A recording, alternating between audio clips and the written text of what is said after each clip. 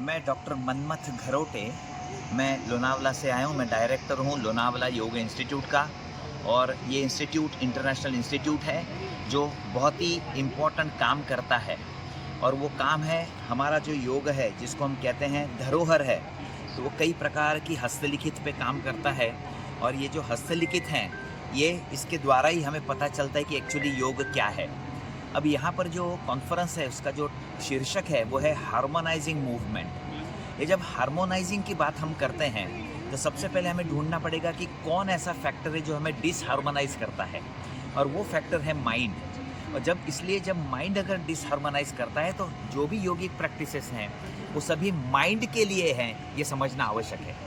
दूसरी बात, यहाँ पर जब हम हार्मोनाइजेशन कहते हैं तो हम जब पर्सनालिटी के बारे में हार्मोनाइजेशन कहते हैं तो पता चलना चाहिए हमें कि जो पर्सनालिटी है सिर्फ फिजिकल पर्सनालिटी नहीं है। हमारी पर्सनालिटी के कई पहलू हैं, जैसे शारीरिक है, मानसिक है, भावनिक है, सामाजिक और आध्यात्मिक है।